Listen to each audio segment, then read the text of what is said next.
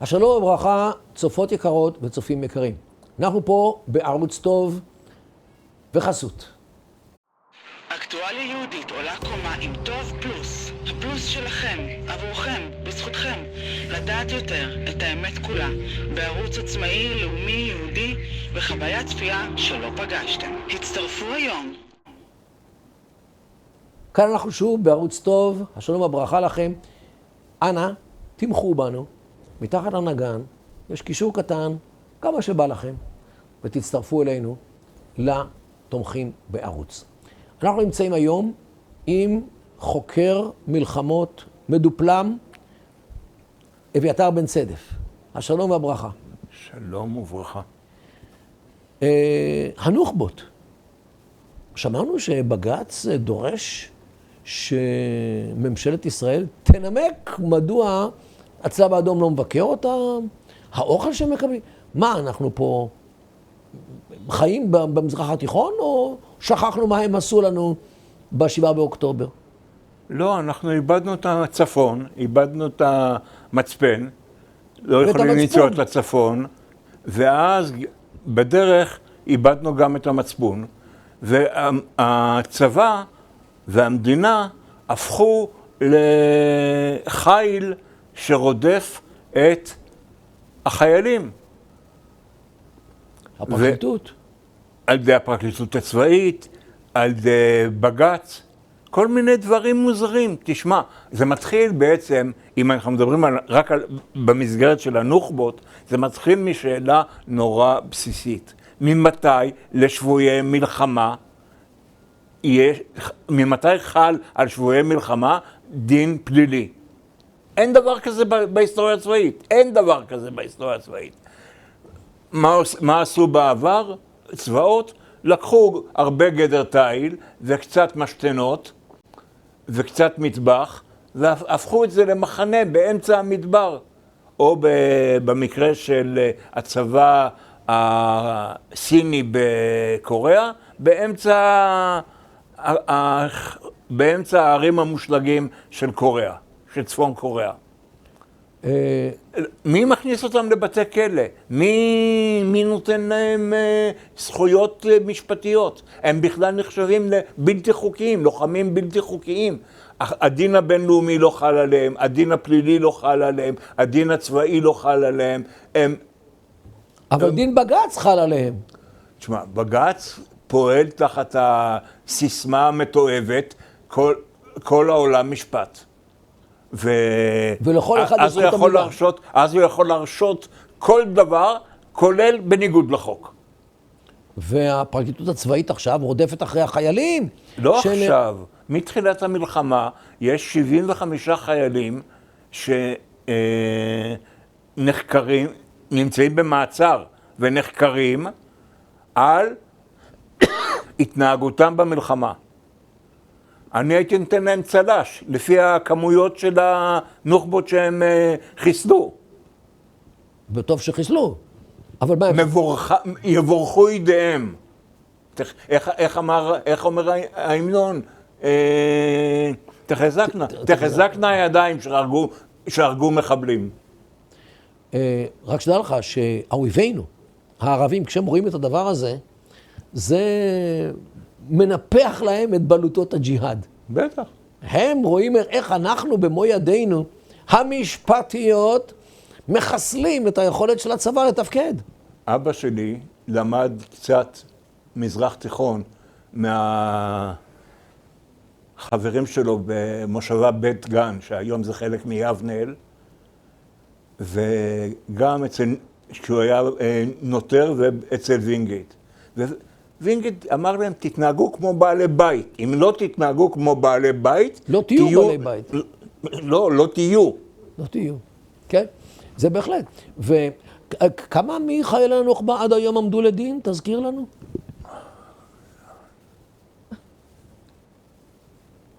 אפס.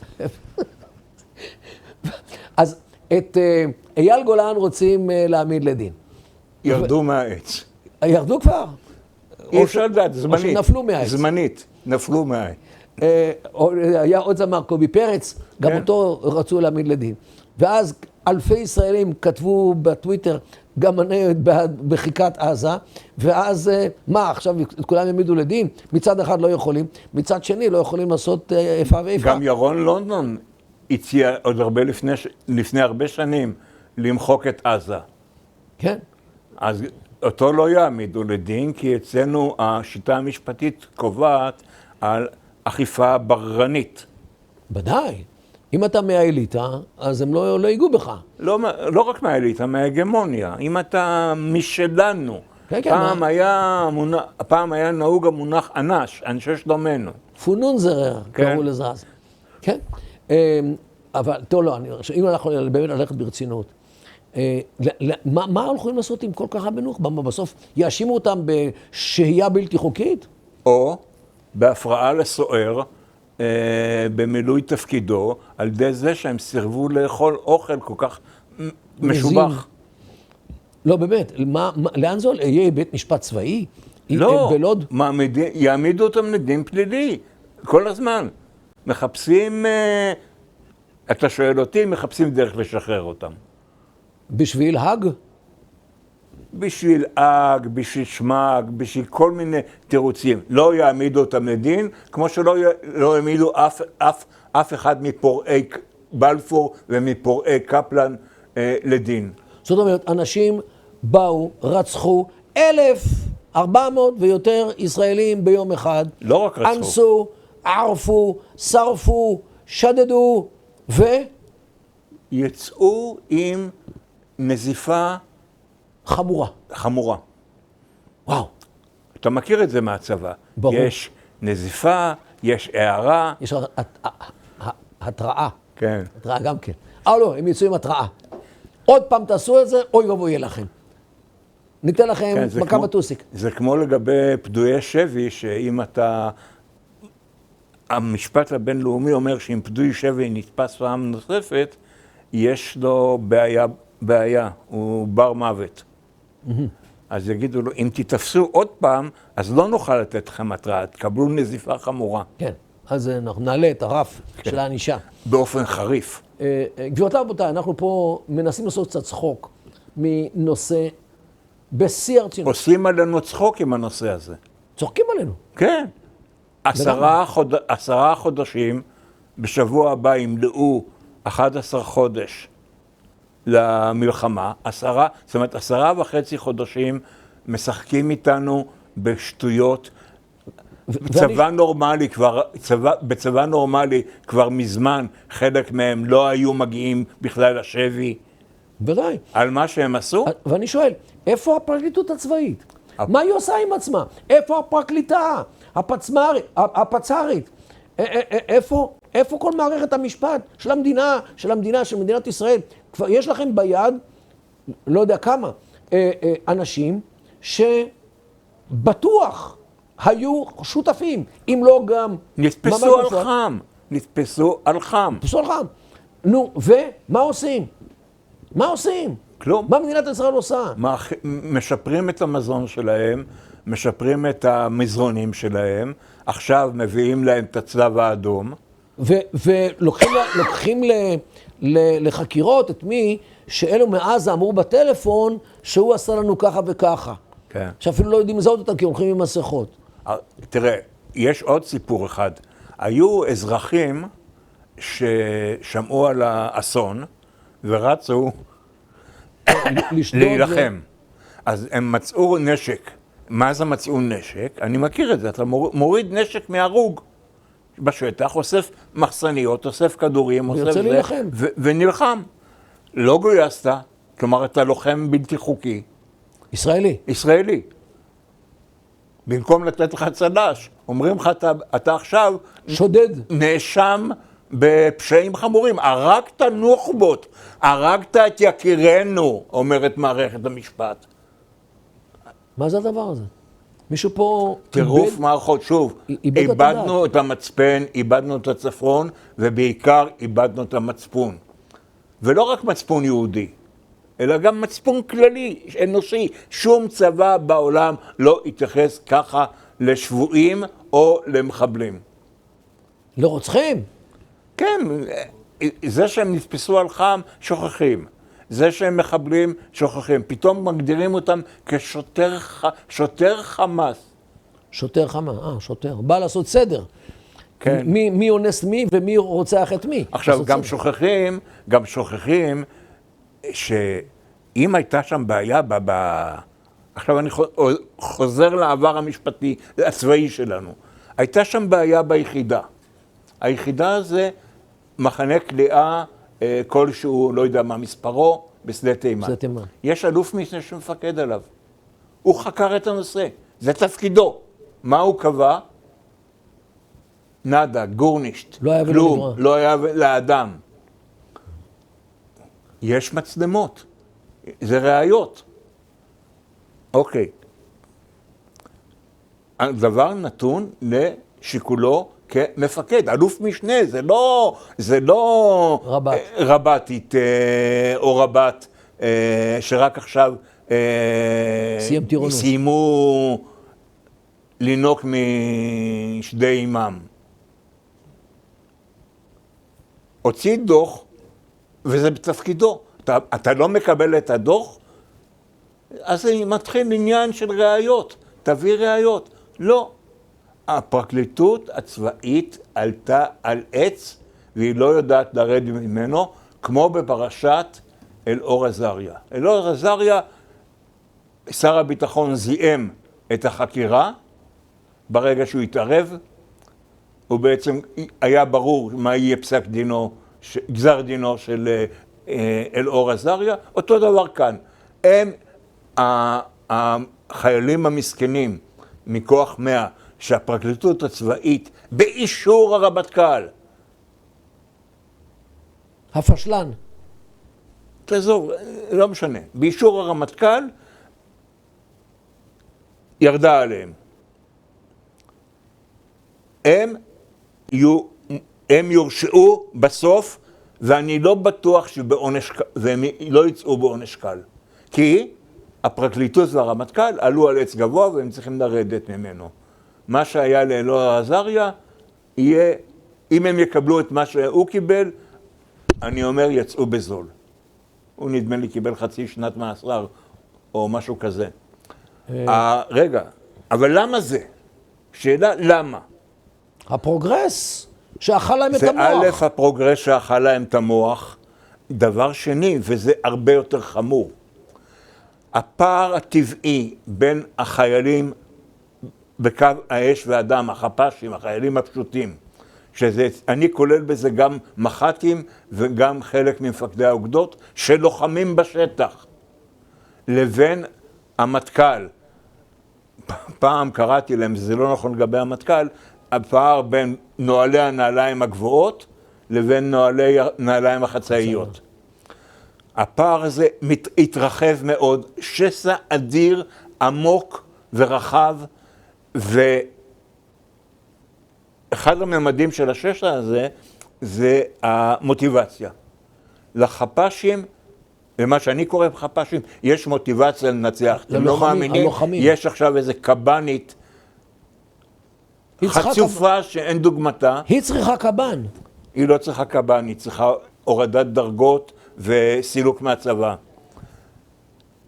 באה בטענות למח"ט שהוא מפיח רוח קרב בחיילים שלו. תעמיד לדין את כל המח"טים מאז ומעולם, עד אוסלו, שכל דף קרבי היה לנצח, להשמיד את האויב.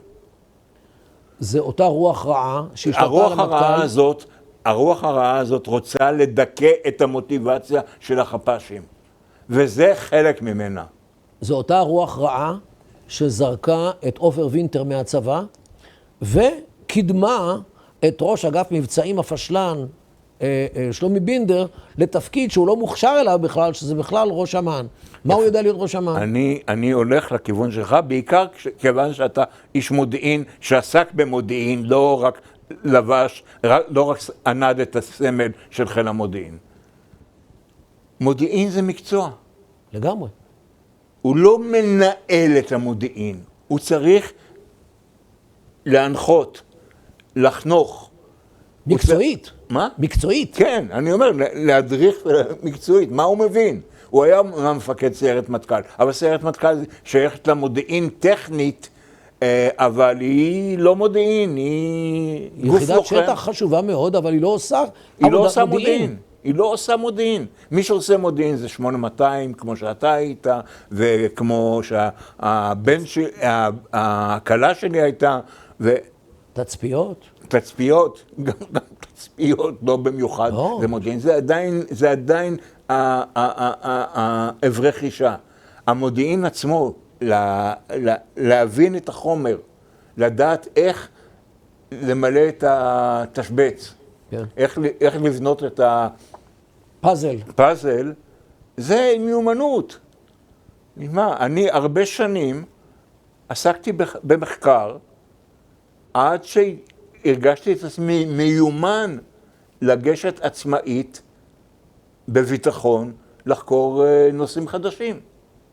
לא, בהחלט, לגמרי. אז מודיעין? מודיעין זה מקצוע.